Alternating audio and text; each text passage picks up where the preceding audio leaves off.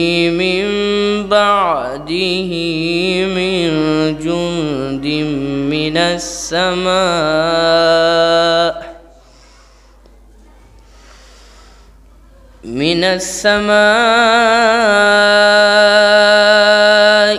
وما كنا منزلين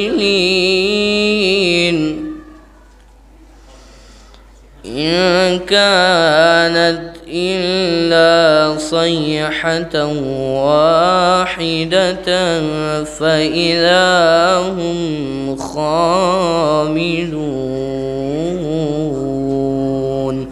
صدق الله العلي العظيم وصدق رسوله النبي الكريم اللهم صل على محمد وآل محمد۔ ید قاری قرآن محمد مہندی صلی اللہ علیہ وسلم یہ مجلس کا آغاز تلاوت کلام پاک سے فرما رہے تھے، جہاں میں گزارش کر رہا ہوں محمد عاشر صلی اللہ علیہ وسلم کے ممبر پر تشریف لائیں، بارگاہ شہزادی کونین میں نذران عقیدت پیش فرمائیں۔ اب ازاں سے گزارش ہے کہ بآواز بلند نعرے صلوات سے ان کی حوصلہ افزائی فرمائیں۔ صلوات۔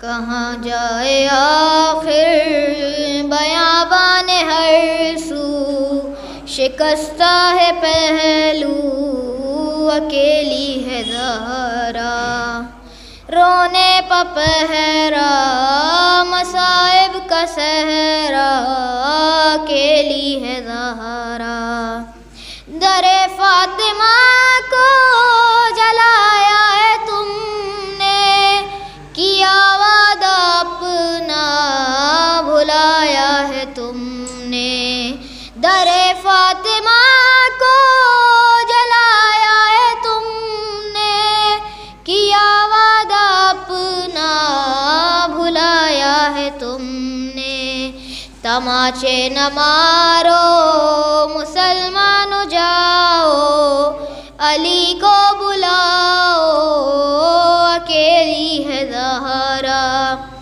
رونے پہ پہرا مصائب کا صحرا اکیلی ہے زہرا، بیاں کس سے جا کر کروں درد اپنا، ہے غیروں کی دنیا نہیں کوئی اپنا، بیاں کس سے جا کر کروں درد اپنا، ہے غیروں کی دنیا نہیں کوئی اپنا، کوئی جا کے بابا سے کہہ دو یہ جا کر کہ لے جاؤ آ کر اکیلی ہے زہرا، رونے پہ پہرا مصائب کا صحرا اکیلی ہے زہرا، اے لگتے جگر حسن ابن حیدر، یہ نانا کے پہلو میں سونے نہ دے گر، اے لگتے جگر حسن ابن حیدر، یہ نانا کے پہلو میں سونے نہ دے در، تو آ جانا پہلو میں سو جانا ماں کے بقی میں، یہاں پر اکیلی ہے زہرا، رونے پہ پہرا مصائب کا صحرا اکیلی ہے زہرا، شہ کربلا نے کہا رو کے ماں سے، یہ مظلوم بیٹے نے مظلوم ماں سے، شہ کربلا نے کہا رو کے ماں سے، یہ مظلوم بیٹے نے مظلوم ماں سے، اکیلا ہوں میں بھی اکیلی ہے زینب، اکیلے ہیں بابا اکیلی ہے زہرا، رونے پہ پہرا مصائب کا صحرا اکیلی ہے زہرا، سر مرغ اختر تذہرا کا نوحہ، کب آؤ گے مہدی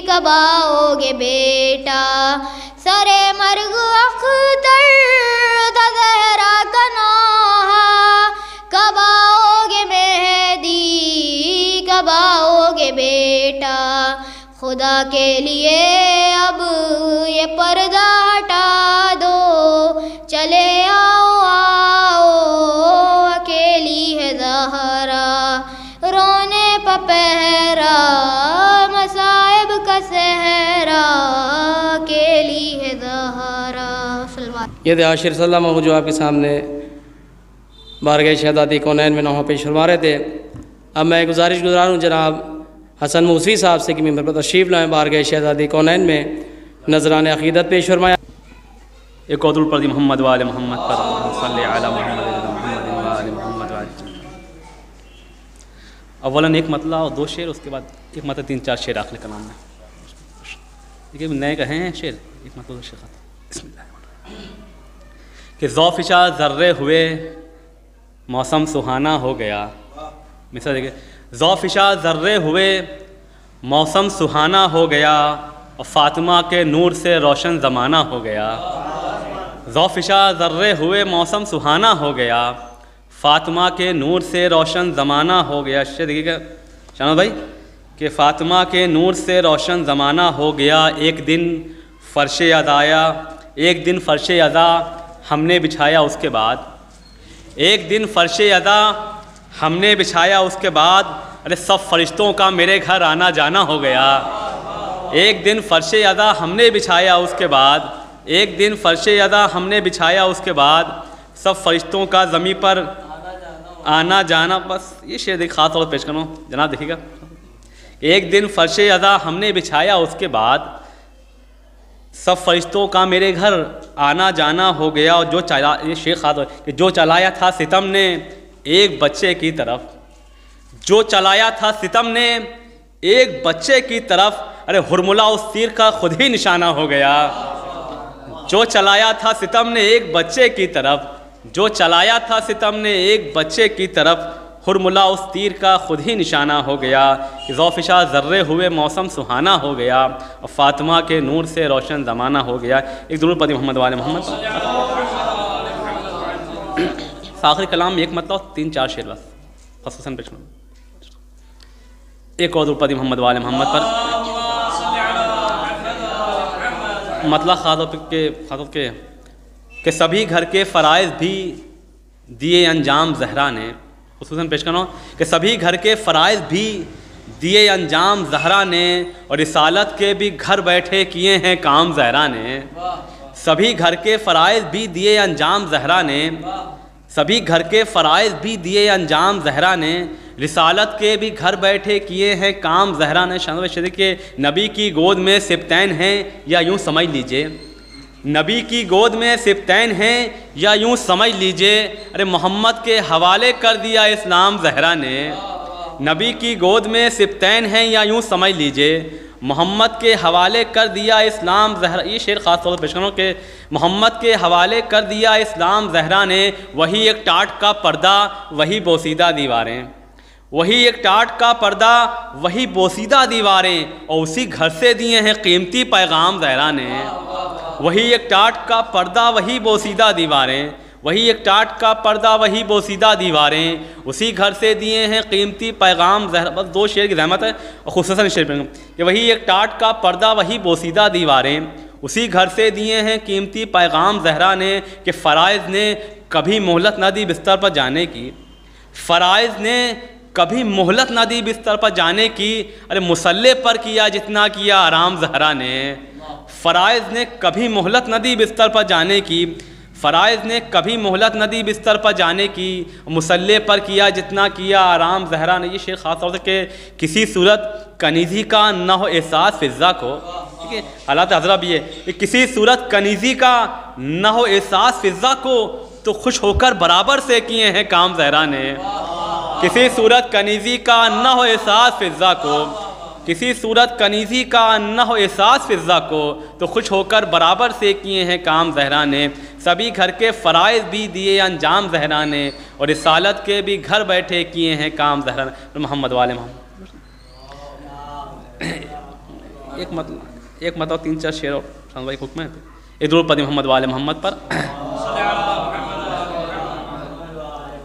ایک مطلب 2 شعر کہ کافر بھی اس قدر کبھی رسوا نہیں ہوا، کافر بھی اس قدر کبھی رسوا نہیں ہوا وہ اس لیے کہ دشمن زہرا نہیں ہوا۔ کافر بھی اس قدر کبھی رسوا نہیں ہوا وہ اس لیے کہ دشمن زہرا نے، شعر لیکن جناب خاص طور سے پیش کرنا ہوں کہ کافر بھی اس قدر کبھی رسوا نہیں ہوا وہ اس لیے کہ دشمن زہرا نہیں ہوا۔ ایک اور آتی نہج بلاغہ وجود میں، ایک اور آتی نہج بلاغہ وجود میں، ارے زہرا کی گفتگو کا ذخیرہ نہیں ہوا۔ ایک اور آتی نہج بلاغہ وجود میں، ایک اور آتی نہج بلاغہ وجود میں، زہرا کی گفتگو کا ذخیرہ نہیں ہوا۔ کہ زہرا کی گفتگو کا ذخیرہ نہیں ہوا۔ اب کیا منافقوں سے کروں میں علی کی بات، اب کیا منافقوں سے کروں میں علی کی بات، ارے اندھے یہی کہیں گے سویرا نہیں ہوا۔ اب کیا منافقوں سے کروں میں علی کی بات، اب کیا منافقوں سے کروں میں علی کی بات، اندھے یہی کہیں گے سویرا نہیں ہوا۔ محمد وال محمد صلی اللہ علیہ یہ تھے جناب حسن وصیف صاحب جو آپ کے سامنے بے دین اشعار بارگاہ شہزادی کونین میں پیش فرما رہے تھے۔ میں گزارش کر رہا ہوں ناظم حسین سے کہ ممبر پر تشریف لائیں اور بارگاہ شہزادی کونین میں نذران عقیدت پیش کریں۔ بذات سے گزارش ہے کہ بآواز بلند نعرہ صلوات سے ان کی حوصلہ افزائی کریں۔ آج رخصت ہو رہی ہے تم سے زہرا یا علی، آج رخصت ہو رہی ہے تم سے زہرا یا علی، کہ پردے شب میں میری میت اٹھانا یا علی، آج رخصت ہو رہی ہے تم سے زہرا یا علی، پسلیاں توڑی گئیں کیسے یہ بتلاؤں گی میں، حشر کے میدان میں بھی اس حال میں آؤں گی میں، ہاتھ پہلو سے نہ تم میں راہ ہٹانا یا علی، آج رخصت ہو رہی ہے تم سے زہرا یا علی، وہ مصیبت آپ نے اچھا ہوا دیکھی نہیں، اب میں سیدھے ہاتھ سے تسبیح پڑھ سکتی نہیں، ایسا کنفذ نے مارا تازیانہ یا علی، آج رخصت ہو رہی ہے تم سے زہرا یا علی، جب میری تلقین پڑھنا یاد کر لینا ذرا، در کے گرنے سے میرا بازو بھی ہے ٹوٹا ہوا، میرے شانوں کو ذرا دھیرے ہلانا یا علی، آج رخصت ہو رہی ہے تم سے زہرا یا علی، آج رخصت ہو رہی ہے تم سے زہرا یا علی۔ صلوات۔ یہ تھے ناظم حسین صلی اللہ علیہ وسلم جو آپ بارگاہ شہزادی کونین میں نوحہ پہ فرما رہے تھے۔ جہاں جہاں تک بھی میری آواز جاری، تمام کرام سے محترمانہ گزارش ہے کہ برائے کرم مسجد میں فرش اعظم پر تشریف لیے ہیں، مولانا زیب عمر ہونے جا رہے ہیں۔ اب میں بڑے ہی ادب و احترام سے ملتمس ہوں عالی جناب مولانا سید استغفار رضا صاحب قبلہ سے کہ ممبر پر تشریف لائیں اور اپنے بیان سے مومنین کے قلوب کو منور فرمائیں۔ اعوذ باللہ السمیع العلیم من الشیطان الرجیم، بسم اللہ الرحمن الرحیم، الحمد للہ رب العالمین والصلاة والسلام علی اشرف الانبیاء والمرسلین خاتم النبیین شفیع ذنوبنا وطبیب نفوسنا مولانا ابو القاسم محمد وآلہ الطیبین الطاہرین ولعنۃ اللہ علی اعدائہم اجمعین من الآن إلى قيام يوم الدين، أما بعد، وقد قال الله تبارك وتعالى في كتابه المبين وهو أصدق الصادقين وقوله الحق، بسم الله الرحمن الرحيم، إنما يريد الله ليذهب عنكم الرجس أهل البيت ويطهركم تطهيرا۔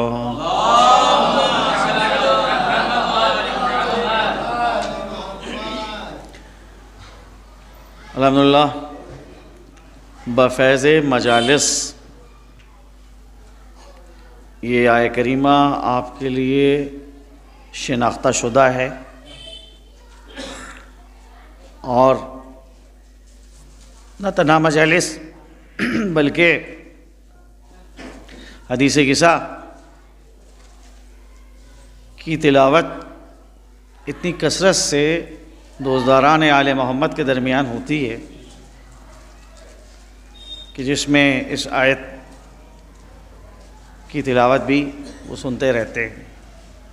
اسی آیت کو میں نے عنوان کے طور پہ قرار دیا، اور اس ذیل میں جو چند معروضات ہیں وہ آپ کے سامنے عرض کرنا ہے۔ یہاں پر اللہ سبحانہ و تعالی اعلان کر رہا ہے اہل بیت اطہار کی طہارت کا، کہ بے شک اللہ کا ارادہ صرف اور صرف یہ ہے کہ وہ اے اہل بیت تم سے ہر قسم کے رجس کو، پلیدگی کو دور رکھے، اور تمہیں پاک و پاکیزہ قرار دے، جو حق ہے پاک و پاکیزہ قرار دینے کا۔ اب آپ غور کیجئے کہ یہاں پر اللہ نے جو اعلان کیا ہے کہ یہ ارادہ الہی ہے، ارادہ ہمیشہ تابع ہوتا ہے صاحب ارادہ کا۔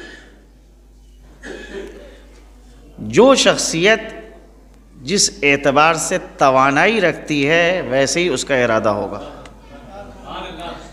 اگر ایک کمزور آدمی ہے تو اس کے ارادے کی کوئی حیثیت نہیں ہے، کوئی اہمیت نہیں ہے، ابھی ارادہ کیا اور تھوڑی دیر کے بعد وہ ارادہ بدل گیا۔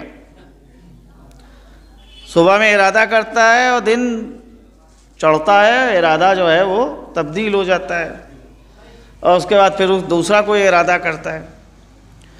میں نے تو یہ دیکھا ہے کہ لوگ قسمیں کھا کھا کے ارادہ کرتے ہیں اور اس کے بعد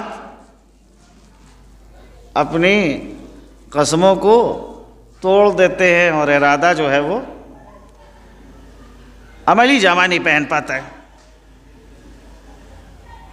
دیکھیے کچھ لفظ ہے کہ جن کو آپ اگر ان سے واقفیت پیدا کر لیں تو بہرحال بات جو ہے بڑی آسان ہو جاتی ہے۔ جو ارادہ کرتا ہے اس کو مرید کہتے ہیں، اور جس چیز کا ارادہ کیا جائے اسے کہتے ہیں مراد۔ لہذا ارادے کی قوت ربط رکھتی ہے مرید کی قوت اور طاقت سے۔ جیسے مرید کی قوت اور طاقت ہوگی اس اعتبار سے ارادہ ہوگا۔ اب آپ غور کریں، اللہ کی معرفت حاصل کریں اور اللہ کی قدرت اور طاقت کو سمجھنے کی کوشش کریں، کیونکہ اللہ سبحانہ و تعالیٰ سبب ساز بھی ہے اور سبب سوز بھی ہے۔ وہ اگر چاہے تو جس آگ سے جلانے کی تاثیر کو چھین سکتا ہے اور اپنے خلیل کے لیے آگ کو گلزار بنا سکتا ہے، اور اگر وہ چاہے تو مکڑی کے جالے کے ذریعے سے فخر انبیاء کی حفاظت بھی کر سکتا ہے۔ تو اللہ سبب سوز بھی ہے اور سبب ساز بھی ہے، لہذا وہ جو ارادہ کرے گا اس ارادے کو درک کرنا اور سمجھنا کہ کیسا ارادہ ہے، جیسی اس کی توانائی اور قوت ہے اس اعتبار سے ارادہ ہوگا۔ ظاہری جسم کے اور ڈیل ڈول کو دیکھ کے ارادے کا پتہ نہ لگائیے۔ کبھی کبھی بظاہر جو لوگ بڑے نحیف ہوتے ہیں لیکن ارادے کے بڑے پختہ ہوتے ہیں، اور کبھی ماشاء اللہ جو نامی گرامی پہلوان ہوتے ہیں وہ اپنے ارادے میں بڑے کمزور ہوتے ہیں۔ تو یہ ظاہری جسم جو ہے وہ ارادے کا پتہ نہیں دیتا ہے۔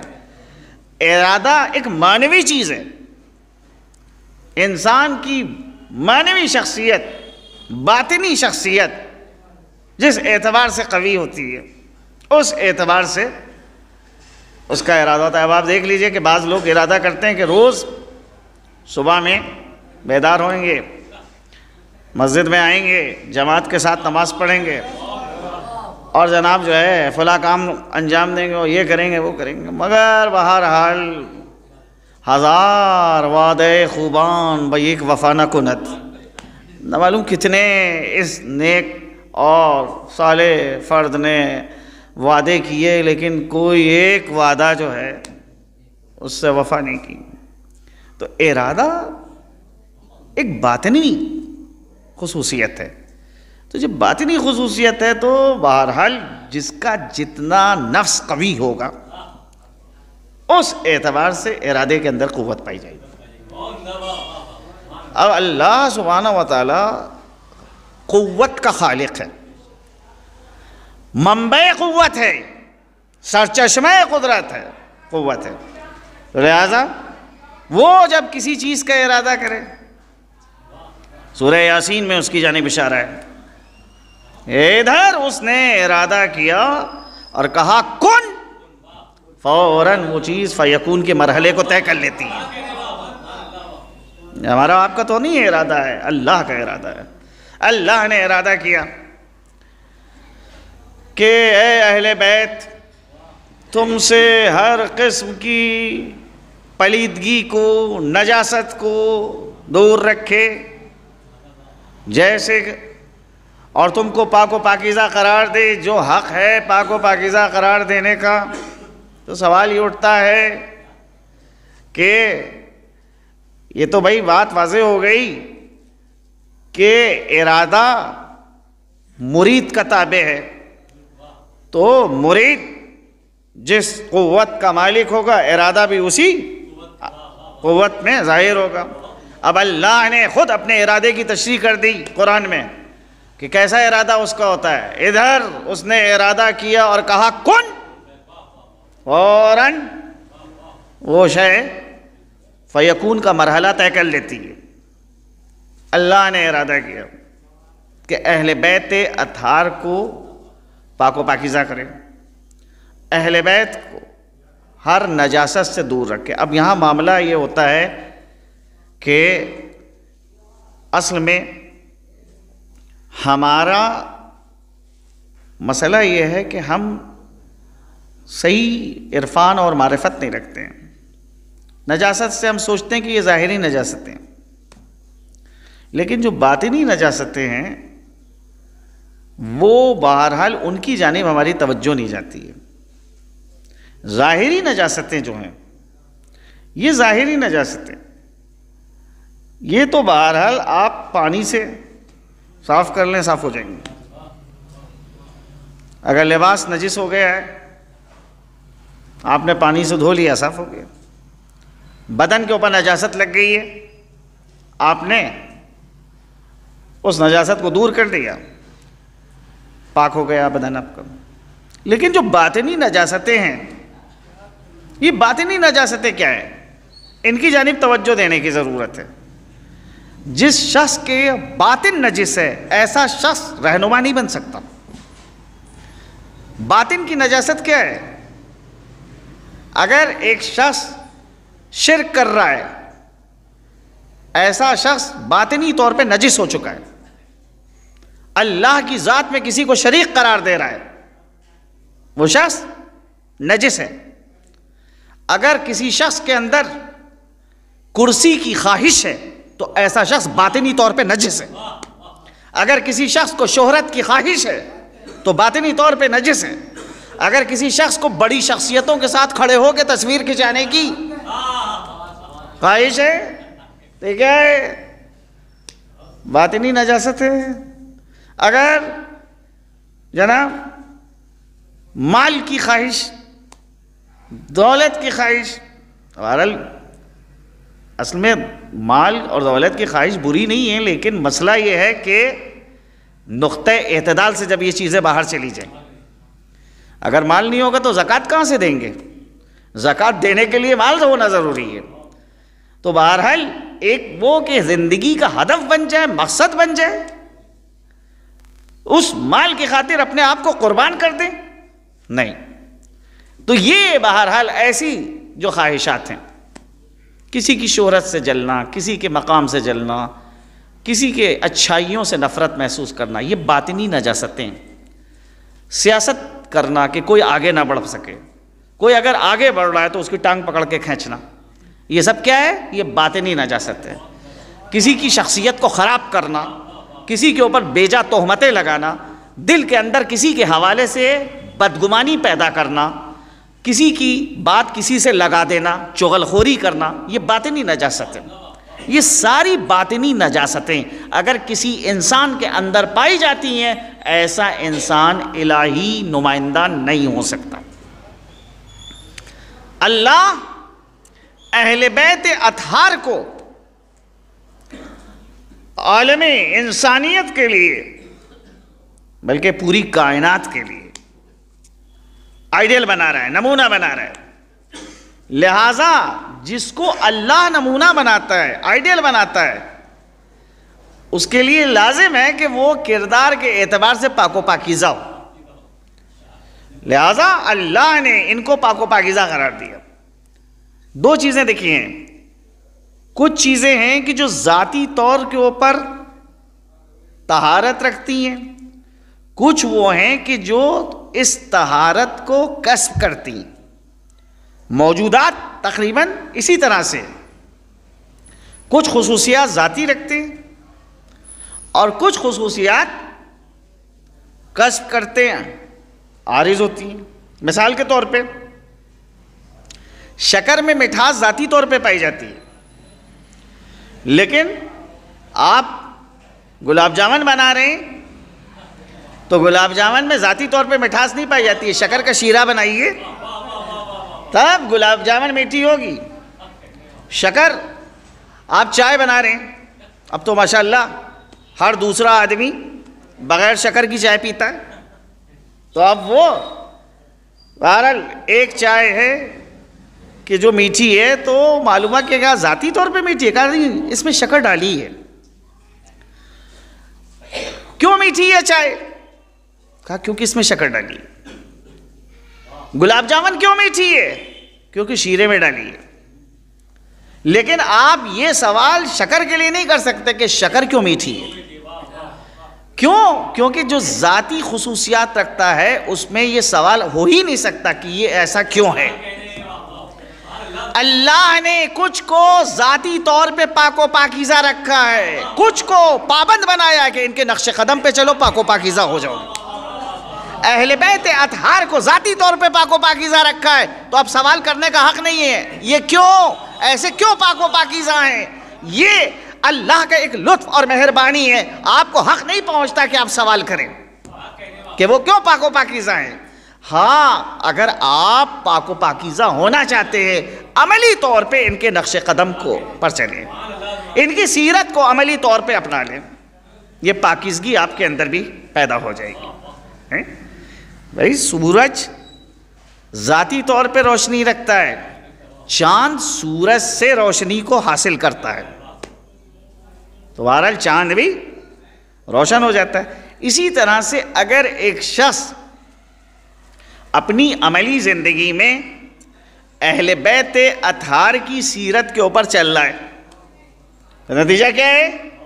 کردار کی پاکیزگی نمایاں ہونے لگے گی۔ اب پھر اس حد تک پاکیزگی نمایاں ہوتی ہے کہ اصل اور فرع کے درمیان انسان کو تشخیص دینے میں دشواری ہوتی ہے کہ اصل کون ہے اور فرع کون ہے، اس حد تک کردار کو پہنچا دیا جائے۔ تو بہرحال یہ باطنی نجاستیں، میں اپنے موضوع کی جانب آ رہا ہوں جو موضوع مجھے دیا گیا ہے کہ باطنی نجاستیں، باطنی کثافتیں، اس کی جانب آپ کی توجہ ہو چکی ہے کہ یہ جو باطن ہمارا ہے، یہ جو نفس ہے جو آلودہ ہو رہا ہے، گندا ہو رہا ہے، بے حیائی ہمارے اندر پائی جا رہی ہے، بے دینی ہمارے اندر پائی جا رہی ہے۔ بے حیائی، بے دینی ایک نجاست ہے۔ تو یہ بے حیائی اور بے دینی معاشرے کے اندر کبھی فرد میں پائی جاتی ہے، کبھی پورا معاشرہ جو ہے وہ بے حیا ہو جاتا ہے، بے دین ہو جاتا ہے۔ کیونکہ مسئلہ یہ ہے کہ یہ اخلاقی اقدار ایک دوسرے سے ربط رکھتی ہیں۔ اگر ایک معاشرہ بے حیا ہے تو سمجھ لیجئے کہ وہ بے دین ہے، اور اگر ایک معاشرے کے لیے آپ کہہ رہے ہیں کہ نہیں یہ دیندار معاشرہ ہے تو پھر بے حیا نہیں ہو سکتا۔ اب مسئلہ کیا ہے کہ اصل ہے عقل، اور حیا اور دین عقل کے تابع ہیں۔ چنانچہ اصول کافی کی روایت ہے کہ جس وقت اللہ سبحانہ وتعالیٰ نے حضرت آدم کو زمین کے اوپر بھیجا تو جناب جبریل جناب آدم کے پاس آئے اور آنے کے بعد کہا، اے آدم، اللہ نے آپ کے سامنے 3 چیزوں کو بھیجا ہے، ان 3 میں سے کسی ایک کا آپ انتخاب کر لیجیے۔ کیا وہ 3 چیزیں کیا ہیں؟ کا عقل ہے، حیا ہے اور دین ہے۔ عقل کو لے لیں یا حیا کو لے لیں یا دین کو لے لیں۔ اب اگر حضرت آدم عقل کا انتخاب کریں تو حیا و دین جا رہے ہیں، حیا کو لیں تو دین اور عقل چھوٹ رہے، دین کو لیں تو حیا اور عقل ہاتھ سے جا رہے ہیں۔ حضرت آدم نے جناب جبریل سے کہا، اے جبریل، میں عقل کا انتخاب کر رہا ہوں۔ روایت کہتی ہے کہ حضرت جبریل نے حیا اور دین سے کہا کہ چلو تم جہاں سے آئے ہو، تو انہیں نے جناب جبریل سے کہا، اے جبریل تم ہمیں کہاں لے کے جا رہے ہو؟ اللہ نے ہمیں پابند کیا ہے کہ جدھر جدھر عقل چلے ادھر ادھر تم چلنا۔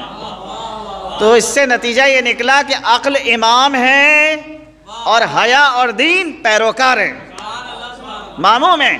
اب اگر کہیں کے اوپر بے حیائی نظر آئے تو سمجھ لیجئے کہ عقل نہیں پائی جاتی ہے، اور کہیں اگر بے دینی نظر آئے تو سمجھ جائیے کہ عقل نہیں پائی جاتی ہے۔ صلوات بھیجے محمد والے۔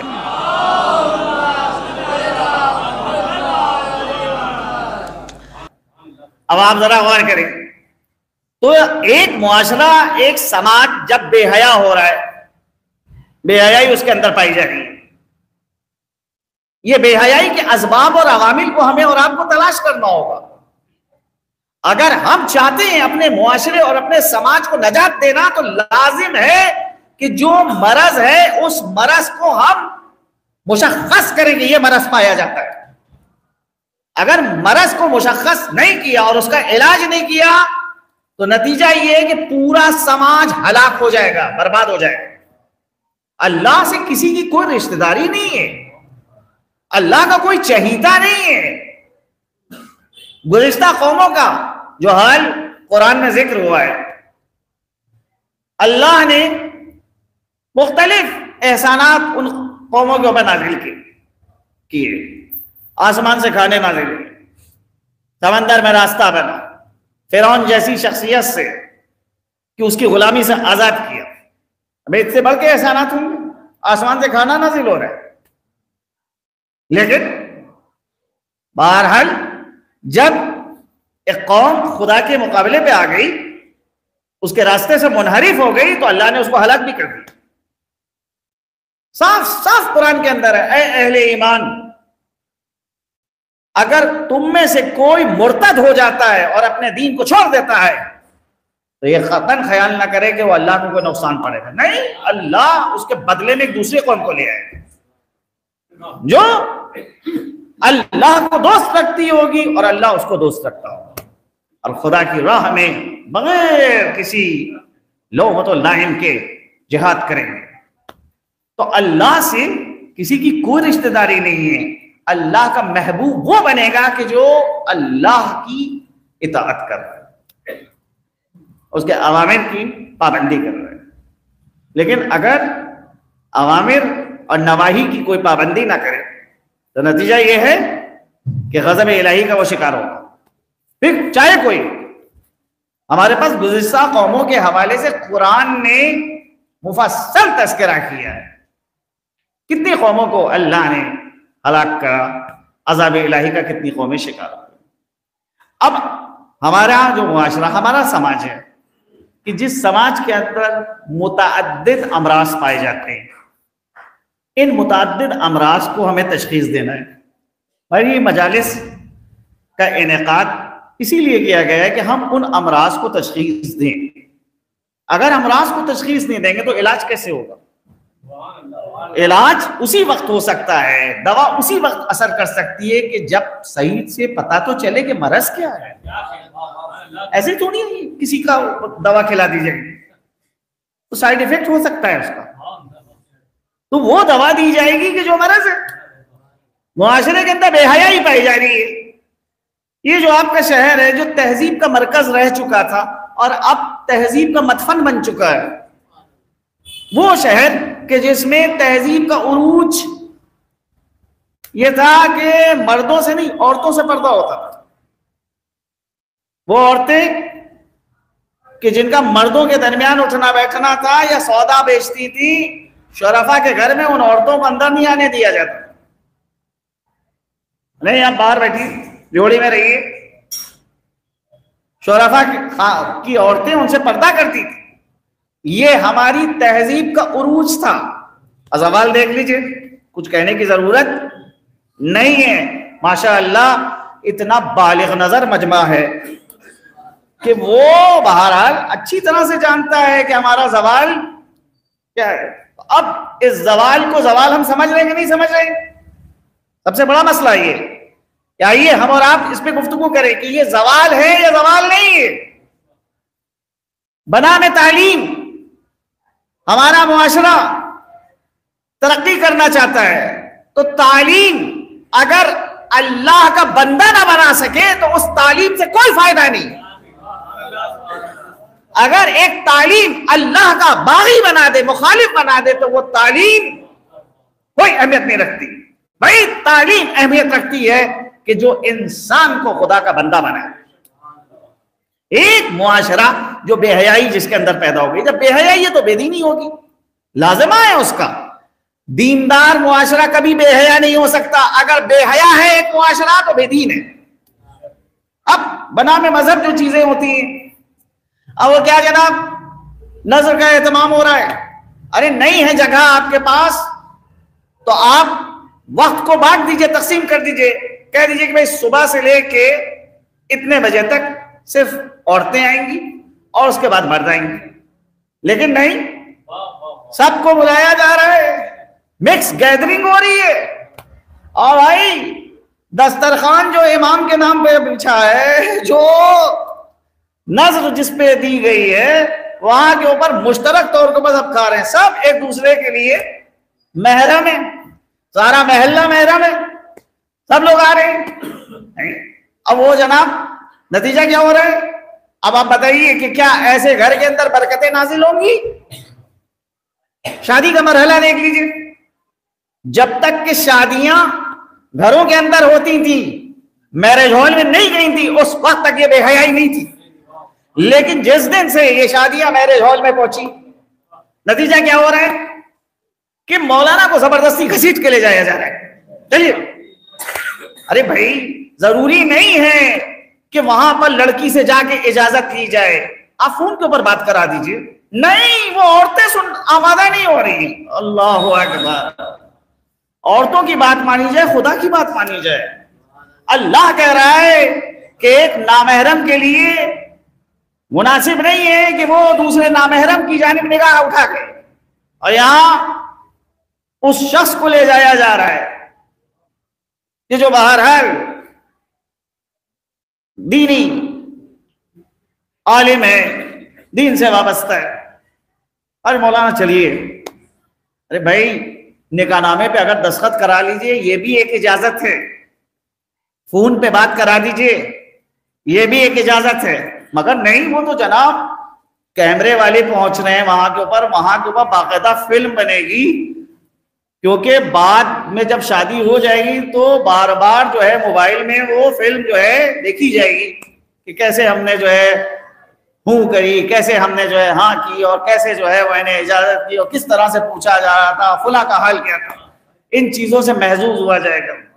اب آپ سوچئے کہ یا تو آپ ان چیزوں سے محظوظ ہو جائیے، دل کو خوش کر لیجئے، یا پھر اللہ کو خوش کر لیجئے. صلوات بھیجے محمد والے.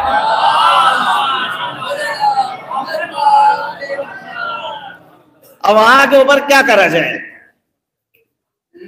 اگر بتایا جا رہا ہے شرعی مسئلہ تو کوئی شرعی مسئلہ سننے کو تیار نہیں، اور آئی گئی وہ ساری جو ہے پھر انسان جو ہے وہ ڈال دیتا ہے رہنما کے اوپر کہ بھائی ہم کو بتایا نہیں جا رہا ہے. یہاں پہ تو بتایا جا رہا ہے نا شادی کے موقع کے اوپر کہ یہ کام نہ کیجیے، یہ صحیح نہیں ہے. نظر کا آپ اہتمام کر رہے ہیں. اچھا اب آپ غور کیجئے کہ کچھ چیزوں کے سلسلے میں اتنا اصرار ہے، اف اللہ اکبر. بھائی تاریخ، کوئی نیک تاریخ بتا دیجئے، بد تاریخ نہیں ہونا چاہیے. نیک تاریخ ہو کہ جس نیک تاریخ میں نکاح ہو. ارے نیک تاریخ کو اختیار کرنے سے رحمت الہیہ کا نزول نہیں ہوگا. فضا کو آمادہ کیجئے تاکہ رحمت الہیہ نازل ہو. سلامات بھیجے محمد والے. اگر فضا نہیں آمادہ ہو رہی ہے تو پھر وہ برکت نہیں نازل ہو سکتی. تاریخ کہتی ہے کہ پیغمبر نے مسجد میں سوال کیا، ایک عورت کے لیے سب سے بہتر کیا ہے؟ کوئی جواب نہیں دے پا رہا.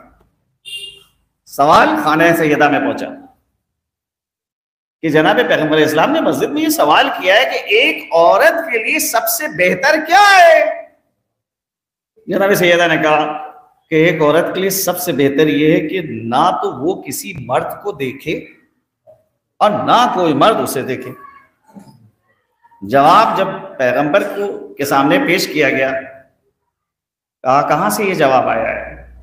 کہا آپ کی دختر نیک اختر نے یہ جواب دیا. کہا کیوں نہ، وہ میرا حصہ ہے. بس ادوبی ان سے ہی امید ہے کہ وہ ایسا جواب دے سکتے. سیرت میں ملتا ہے عبداللہ ابن مکتوم ایک صحابی تھے پیغمبر کے. یہ سورہ جو نازل ہوا ہے سورہ عبسہ، انہی کے سلسلے میں انہی کی خواہش تھی کہ وہ قرآن کی آیات کو سننا چاہتے تھے. نابینا تھے. ام مکتوم آئے پیغمبر خانہ سیدہ، اور دیکھیے آداب ہیں اہل بیت اطہار کے، چاہے بیٹی کا گھر ہی کیوں نہ ہو، ایسے درانا گھسنا نہیں، اجازت طلب کرنا ہے. پیغمبر سکھا رہے ہیں کہ اگر بیٹی اجازت دے گی تب میں اس کے گھر میں جاؤں گا. یہاں اگر کسی سے کہہ دیا جائے کہ بھائی اجازت لے کے آیا کیجیے، ناگوار گزر جاتا ہے. دیکھیے اپنا نہیں سمجھتے، یہ کہہ رہے ہیں اجازت لے کے آئیے. کون سا مجھ سے پڑھتا ہے؟ یا پیغمبر اپنی بیٹی سے اجازت طلب کر رہے ہیں کہ اجازت ہے کہ میں گھر میں آ جاؤں. کہا تشریف لائیے بابا. کہا لیکن میرے ہمراہ میرا صحابی عبداللہ ابن ام مکتوم بھی ہے. خاموش ہو گئی. پھر کہا کیا فاطمہ مجھے اجازت ہے کہ میں آؤں؟ کہا بابا آپ کو اجازت ہے آپ آ جائیں. کہا لیکن میرے ہمراہ میرا صحابی نابینا صحابی بھی ہے. پھر خاموش ہو گئی. آخر میں تیسری مرتبہ جب پیغمبر نے پوچھا تو فرماتی ہیں بابا چادر اتنی چھوٹی ہے کہ سر ڈھانکتی ہوں پیر کھل جاتے ہیں, پیر ڈھانکتی ہوں سر کھل جاتا ہے. کہا بیٹی وہ نابینا ہے. فرماتی ہیں بابا اگر وہ نابینا ہے تو کیا ہوا, میں تو نابینا نہیں. اللہ اکبر. پوچھیں عصمت اور طہارت فاطمہ کس منزل پہ پہنچی ہے؟ ہر زمانے کو سیرت فاطمہ کی ضرورت, تو سیرت فاطمہ میں آج ہمارے زمانے اور ہمارے سماج کو کس چیز کی ضرورت ہے؟ کہا اگر آپ چاہتے ہیں حجاب فاطمہ پہ کام کرنا تو پہلے حیاء فاطمہ کو ذکر کیجیے. عملی طور پہ معاشرے کے اندر حیاء فاطمہ کو زندہ کرنے کی کوشش کیجیے کہ معاشرہ آپ کا حیاء فاطمہ کو اختیار کرے, تب حجاب کے مرحلے کو طے کرے گا. اب معاملہ یہ ہوتا ہے کہ لوگ اہل بیت کا ذکر تو بیان کرتے ہیں لیکن ان اقدار کی جانب توجہ نہیں دیتے کہ یہ اقدار اگر نہیں پائی جا رہی ہیں تو بہرحال جو ہے وہ دشواری پیدا ہو رہی ہے. اہل بیت اسی کو فائدہ پہنچا سکتے ہیں کہ جو اہل بیت کی پیروی کرتا. شفاعت اسی کو نصیب ہوگی اہل بیت کی جو دنیا میں اہل بیت کی سیرت کو اپنائے, لیکن آخرت میں وہ اہل بیت کی شفاعت سے محروم رہے گا جس نے دنیا میں اہل بیت اطہار کی سیرت کو نہیں اپنایا. فاطمہ اسی کی شفیعہ بنے گی جس نے کردار فاطمی کو دنیا میں زندہ کیا. وہ خاتون کہ جو کردار فاطمی. آپ غور کریں رضا شاہ کے زمانے میں یہ واقعہ ایران کا ہے. عورتوں کے سروں پر سے حجاب پکڑ پکڑ کے کھینچا جا رہا تھا. دشمن جو ہے اس نے یہ پروگرام بنایا کیونکہ ایک مستقل موضوع ہے اور کبھی انشاءاللہ موقع ملا تو آپ کے سامنے بیان کروں گا. صلیبی جنگیں جو ہوئی ہیں ان میں 200 سال تک کے صلیبی جنگیں ہوئی ہیں. یہی علاقہ جو آج جنگ جہاں ہو رہی ہے یہی اسی علاقے میں صلیبی جنگیں ہوئی ہیں 200 سال تک. نزدیک سے مسلمانوں کی تہذیب کو دیکھنے کا ان لوگوں کو موقع ملا. ایک بوڑھے کو دیکھا تھا صبح کے وقت میں, سردی کا زمانہ, جاڑے کا زمانہ, کہ وہ بوڑھا برف کو پگھلا کر پانی بنا رہا ہے. ایک انگریز جنرل نے جب یہ صبح صبح نظارہ کیا تو ایک شخص سے پوچھا کہ جو نزدیک کھڑا تھا یہ کیا کر رہا ہے؟ کہا کہ یہ برف کو پگھلا کر پانی بنا رہا ہے, اس سے وضو کرے گا, نماز پڑھے گا. تو اس پر اس کا یہ فقرہ تھا کہ آج اتنے 100 سال گزر چکے اس نے اپنے نبی کو نہیں دیکھا لیکن اس کے پیغام پر اتنا یقین رکھتا ہے کہ اس وقت ایسی سخت سردی میں وہ برف کو پگھلا کر اس کو پانی بنا رہا ہے. مانوی اعتبار سے جب ایک قوم اتنی قوی ہو تو اس قوم سے میدان جنگ میں نہیں جیتا جا سکتا ہے. اگر ایک قوم کو شکست دینا ہے تو اس کی مانویت کو پہلے چھین دو. یہ مانویت کے اوپر جو حملہ ہے کیسے کیا جاتا ہے؟ سب سے پہلے دشمن نے یہ کیا, 3 ملک ترکی, ایران, افغانستان, ان کے جو ارباب حکومت تھے ان کو آمادہ کیا کہ آپ لوگ عورتوں کے سروں پر سے حجاب اتاریں. چنانچہ افغانستان میں امان اللہ نے کام انجام دینے کی کوشش کی تو غیرتدار افغان قوم نے اس کو جہنم حاصل کیا. ترکی میں اتا ترک اپنے ارادے میں کامیاب ہو گیا اور نتیجہ یہ ہے کہ عورتوں کے سروں سے چادریں کھینچی گئیں اور ان کو بے حجاب بنایا گیا.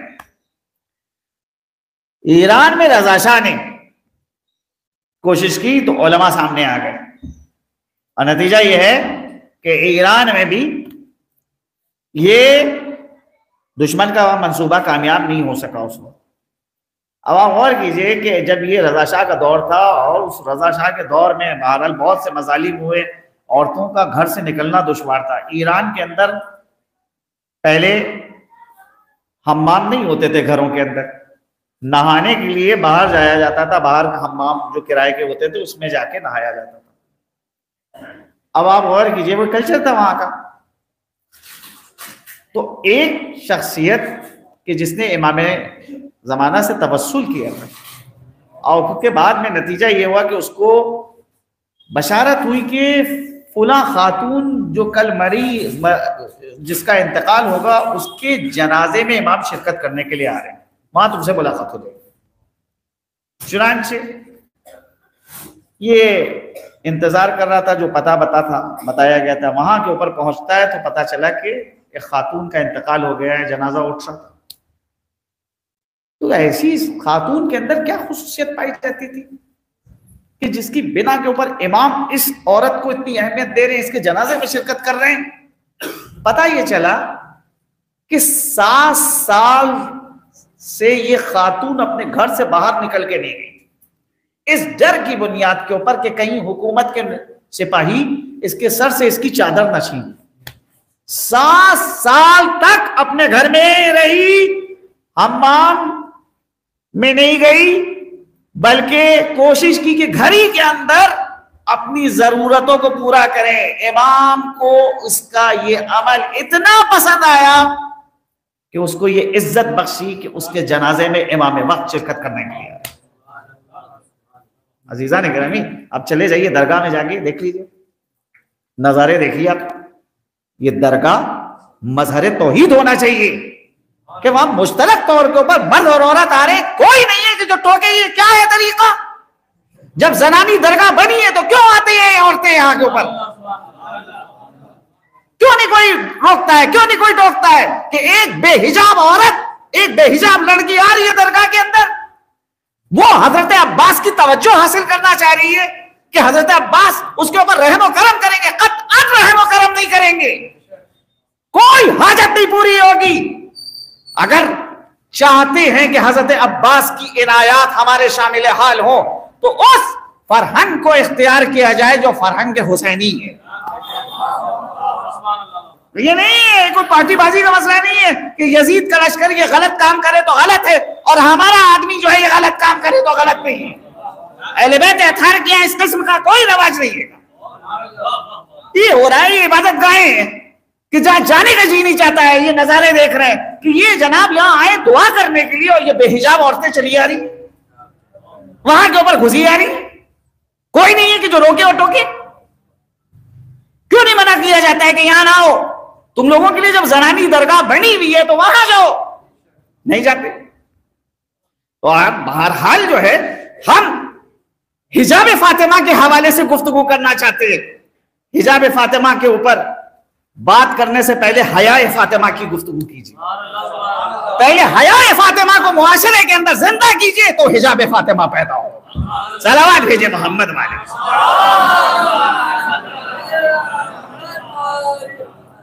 عزیزان گرامی، وہ خاتون، اس کو اپنے حجاب کا کتنا احساس ہے کہ مرنے کے بعد تک کا انتظام کر کے اسما سے کرتی ہیں، اے اسما جس طرح سے مدینے میں جنازے اٹھتے ہیں، یہ جنازے مجھے نہیں اچھا لگتا ہے کہ اس طرح سے اٹھیں، میں چاہتی ہوں کہ مرنے کے بعد بھی مرنے والے کا ڈیل ڈول ظاہر نہ ہو۔ کیا کچھ ایسا انتظام ہو سکتا ہے کہ جس سے مرنے والے کا ڈیل ڈول ظاہر نہ ہو؟ اسما بنت امیس حضرت جعفر طیار کی زوجہ ہیں، ان کے ہمراہ حبشہ میں ہجرت کر کے گئی تھی، ایتھوپیا میں رہی، وہاں کے اوپر انہیں نے نزدیک سے اہل حبشہ کی تہذیب کو دیکھا تھا۔ تو جناب سیدہ سے وہ کہتی ہیں کہ حبشہ میں نے دیکھا تھا کہ جو جنازے اٹھتے تھے وہ اس انداز سے اٹھائے جاتے ہیں، اس طرح سے تابوت بنایا جاتا ہے، اس میں جنازے کو رکھا جاتا ہے جس سے مرنے والے کے ڈیل ڈول کا اندازہ نہیں ہوتا ہے۔ اگر آپ مجھے اجازت دیں تو میں اس تابوت کی ایک شبیہ بنا کے آپ کو دکھاؤں۔ تو جناب سیدہ نے کہا ہاں ٹھیک ہے۔ چنانچہ حضرت اسما نے جناب سیدہ کے سامنے اس جنازے تابوت کی شبیہ بنائی اور جناب سیدہ اس تابوت کے اندر لیٹتی ہیں اور اس کے بعد دیکھتی ہیں تو مسکراتی ہیں اور جناب اسما کو دعائے خیر دیتی ہیں. اللہ اللہ، جس خاتون کو اپنے حجاب کا اتنا احساس ہے، کیا گزری ہوگی کہ جب درانہ لوگ گھر کے اندر داخل ہو رہے ہیں اور کس حالت میں داخل ہو رہے ہیں. تاریخ کہتی ہے کہ داخل ہونے سے پہلے جب دروازے کے اوپر لوگ جمع ہوئے ہیں اور آوازیں دے رہے تھے تو اس وقت فاطمہ کا یہ فقرہ ہے کہ کیا تم اس گھر میں آگ لگا دو گے کہ جس گھر کے اندر حسنین موجود ہیں؟ جواب ملتا ہے ہاں ہوا کرے. تنہا اسی پہ اکتفا نہیں کی گئی بلکہ گھر کے اندر دروازے میں آگ لگائی جاتی ہے اور اس کے بعد جو ہے درانہ لوگ گھر کے اندر داخل ہوتے ہیں. شہزادی غش کھا کے گر پڑی. جب غش سے آنکھیں کھلی تو پتہ چلا کہ علی کے گرفتار کر لوگ باہر لے گئے. وہ کیفیت کہ جس کیفیت سے شہزادی گزری ہیں، آواز دیتی ہیں فضا آؤ اور آ کے مجھے سنبھالو. فضا آئی، شہزادی کو سہارا دیتی ہے، سر پہ شہزادی نے چادر ڈالی اور اس کے بعد آتی ہیں اور آ کے کہتی ہیں خلو ابوالحسن، ارے ابوالحسن کو چھوڑو، ارے میرے شوہر کو آزاد کرو ورنہ میں اپنے سر کے بالوں کو پریشان کر دوں گی. خدا کی قسم میری حیثیت خدا کے نزدیک ناقہ صالح سے کم نہیں ہے، میرے بچے اس کی فصیل سے کم نہیں ہے. میرے پاس پیغمبر کا پیرہن رکھا ہے، ابھی اس پیرہن کو زیر آسمان لاؤں گی اور تمہارے لیے بد دعا کروں گی. جیسے ہی شہزادی نے یہ فقرہ کہا، جناب امیر سلمان سے کہتے ہیں سلمان جاؤ اور جا کر فاطمہ کو میرے حق کی آواز دو کہ وہ گھر میں واپس جائے. سلمان آتے ہیں، کہتے اے بنت رسول، اللہ نے آپ کے بابا کو عالمین کے لیے رحمت بنایا ہے. اے بنت رسول، جاہل اور نادان لوگ اگر غلط حرکت کر رہے ہیں تو آپ ان کے لیے بد دعا نہ کیجیے. فرماتی ہیں اے سلمان، کیا تم نہیں دیکھتے کہ یہ لوگ میرے بچوں کو یتیم کرنا چاہتے ہیں؟ سلمان کہتے اے شہزادی، مجھے علی نے بھیجا ہے اور کہا ہے کہ آپ گھر کے اندر جائیے. اب جو یہ فقرہ شہزادی نے سنا، دیکھیں یہ ہے ولایت، اور حکم امام کی اطاعت کرتے ہوئے گھر میں چلی جاتی. اور شہزادی نے جو وصیتیں کری تھی، مختلف وصیتیں تھیں، اس میں سے ایک وصیت کی جانب بس اشارہ کرنا ہے. کہا تھا شب کی تاریکی میں میرے لاشے کو اٹھائیے گا، شب کی تاریکی میں مجھے دفن کیجیے گا، شب کی تاریکی میں مجھے کفن پہنائیے گا. اور یہ کہہ کے جاتی ہے کہ اے علی، جب آپ مجھے دفن کر کے چلے جائیے گا تو میری قبر کے اوپر قرآن پڑھیے گا. خدا کی قسم مجھے قرآن سے بے پناہ الفت ہے، انسیت ہے. حسب وصیت شہزادی کو غسل دیا گیا، کفن پہنایا گیا. تاریخ کہتی ہے کہ جناب امیر جب جنازے کو آمادہ کر چکے تو ایک مرتبہ نزدیک آتے ہیں اور آ کر پیغمبر کو خطاب کرتے ہیں، السلام علیکم یا رسول اللہ، اے اللہ کے رسول میرا سلام قبول کیجئے اور اپنی بیٹی کا بھی سلام قبول کیجئے کہ جو عنقریب آپ کی خدمت میں پہنچ رہی ہے. اللہ یا رسول اللہ ان صفیت کا صبری، اے اللہ کے رسول آپ کی جدائی کے بعد اب فاطمہ کی جدائی کو برداشت کرنا علی کے لیے انتہائی سخت ہو گیا ہے. اے اللہ کے رسول، ارے وہ امانت جو آپ نے میرے سپرد کی تھی، آج اس امانت کو مجھ سے لے لیا گیا ہے. جب یہ آپ نے امانت دی تھی اس وقت یہ امانت بالکل صحیح تھی. آج جب میں یہ امانت واپس کر رہا ہوں تو بازو کے اوپر تازی آنے کے نشان ہے، پہلو شکستہ ہے. میں کہوں گا اے علی، ارے آپ نے فاطمہ کی چند شکستہ پسلیاں دیکھی، صبر نہ کر سکے. ارے ذرا آئیے اور زینب کے دل کا حال دیکھیے کہ 10 محرم کو جب زینب اپنی آنکھوں سے اپنے ماجائے کے لاشے کو دیکھتی ہے تو آنے کے بعد کہتی ہے انت اخی، ارے کیا تو میرا بھائی ہے؟ انت ابن امی، ارے کیا تو میرا ماجایا ہے؟ اگر تو میرا بھائی ہے تو بتا تیرے جسم کا لباس کیا ہوا؟ اس جسم کے اوپر سیعلم الذین ظلموا ای منقلب ینقلبون انا للہ وانا الیہ راجعون. الہی بحق زہرا و ابیہا و والدہا، پروردگارہ اس مختصر سے ذکر کو قبولیت کا درجہ عنایت فرما۔ خدایا ہم سب کو دنیا میں جناب سید عالمیان کی زیارت اور آخرت میں ان کی شفاعت نصیب فرمائے۔ پروردگارہ ہم سب کو یہ توفیق دے کہ ہم اپنے سماج اور معاشرے میں کردار فاطمی کو زندہ کریں۔ پروردگارہ وہ مجاہدین کے جو اخلاص کے ساتھ تیرے دین کی سربلندی کے لیے کوشش کر رہے ہیں، ان مجاہدوں کو ان کی کوشش میں کامیاب اور کامران فرما۔ وہ دشمنان اسلام جو لائق ہدایت نہیں ہے پروردگارہ تو ان کو نیست و نابود فرما۔ ہمارے مراجع اعظام خصوصاً رہبر انقلاب سید علی خامنئی اور مرجع علی قدر سید علی سیستانی کو تو اپنی پناہ خاص میں محفوظ فرما۔ خدایا ہمارے امام کے ظہور میں تعجیل فرما، ہم کو ان کے آبان و انصار و مددگار میں شمار فرما، ان کے ظہور کو ہمارے لیے باعث عافیت قرار دے۔ ربنا تقبل منا انک انت السمیع۔ یا جناب سیدہ یا جناب سیدہ یا جناب سیدہ یا جناب سیدہ یا جناب سیدہ ست ہوئی جہان سے جب بنت مصطفیٰ روئی زمین عرش پا ماتم ہوا بپا خود مرتضیٰ نے بی بی کو غسل و کفن دیا،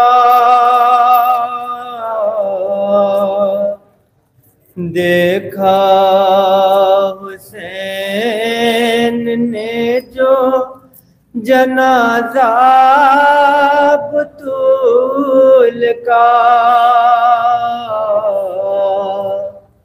آنکھوں میں اشک ہونٹوں پہ نوحہ یہ آ گیا، اماں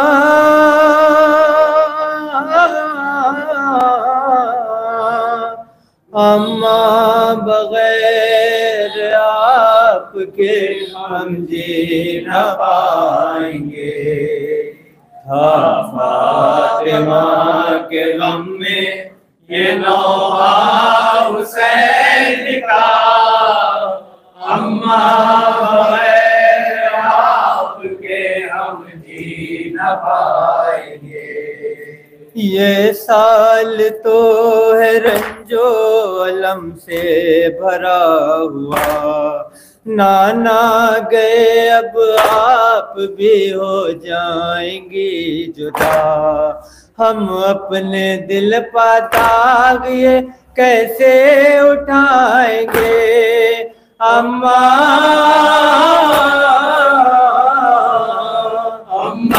بغیر آپ کے ہم جی نہ پائیں گے، فاطمہ کے غم میں یہ نوحہ حسین کا، اماں بغیر آپ کے ہم جی نہ پائیں گے، ہوگا ہر ایک لمحہ ہمارے لیے محال، ہم سب کا کون رکھے گا بات آپ کے خیال، دل ہوگا شق جب آپ کے حجرے میں جائیں گے، اماں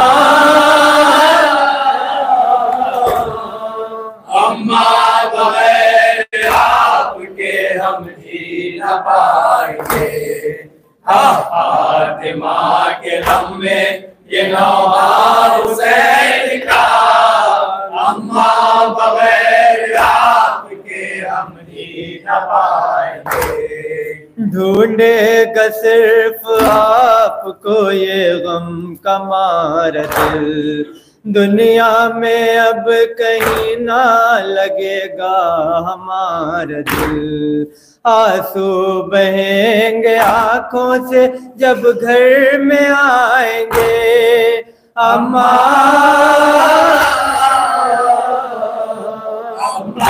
بغیر آپ کے ہم جی نہ پائیں گے، فاطمہ کے غم میں یہ نوحہ حسین کا، بغیر آپ کے ہم نہ پائیں گے۔ دنیا میں کون ناز ہمارے اٹھائے گا، جب آپ ہی نہ ہوں گی تو پھر سوچئے ذرا، ماں کہہ کے اپنے گھر میں کسے ہم بلائیں گے، اماں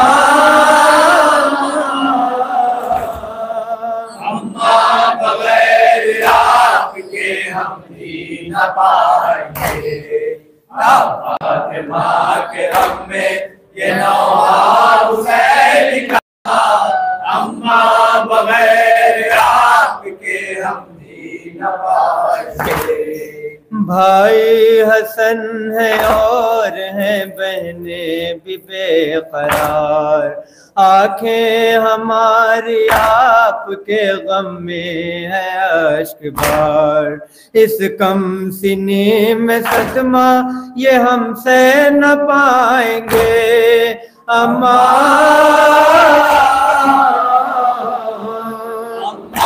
بغیر آپ کے ہم جی نہ پائیں گے، فاطمہ کے غم میں یہ نوحہ حسین کا، اماں بغیر آپ کے ہم جی نہ پائیں گے۔ شب کو چلے جو لے کے جنازہ بطول کا، مظہر لبے حسین پاپے ہم دیے صدا، لمحے جدائی کے ہمیں ہر دم رلائیں گے، اماں بغیر آپ کے ہم جی نہ پائیں گے، فاطمہ کے غم میں یہ نوحہ حسین کا، اماں بغیر آپ کے ہم جی نہ پائیں گے۔